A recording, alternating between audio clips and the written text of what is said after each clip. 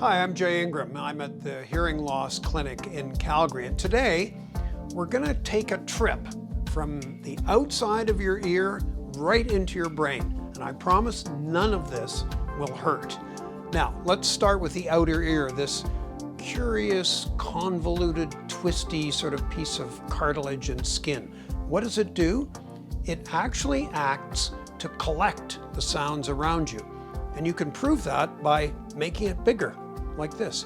Everybody knows that this is a way to allow you to hear a little bit better, and all it's really doing is making your ears better. Once the sound is collected by your outer ear, it enters a canal. Canals may be about that long, just a hollow tube that ends in the eardrum.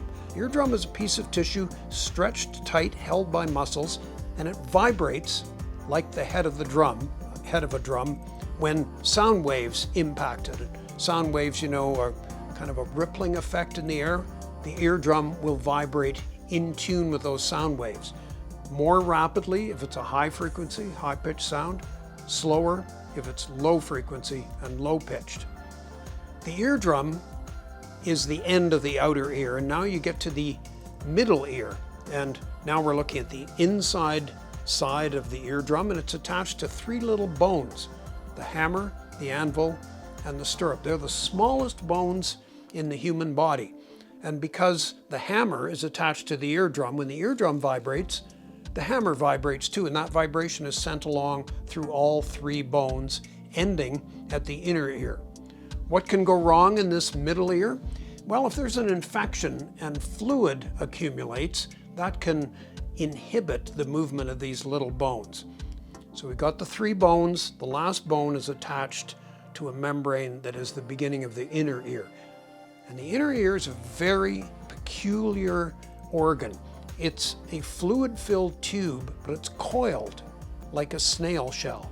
And it's absolutely stuffed with cells, especially cells called hair cells, that embedded in the fluid that they're in respond to disturbances in that fluid that are caused by the bone, the last bone, the stirrup, going back and forth with the vibration of sound.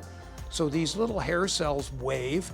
They convert those movements into electrical signals, which get sent directly to the brain, and as a result, you hear things.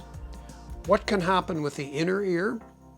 The problem is that with repeated loud sounds, like people listening to rock and roll and headbang music over and over again, or especially with age, these hair cells, which are critical to good hearing, start to be damaged and die off.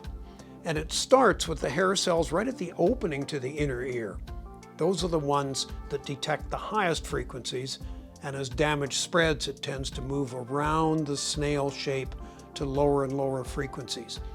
Once that starts to happen, it doesn't reverse. And if you're experiencing hearing loss of that type, that is the time to get a hearing test, go to the audiologist, get a hearing test to see if hearing aids can actually help you. So that's our trip through the brain. Different things can curb your hearing at different points, but the really important ones are the ones that happen in the inner ear.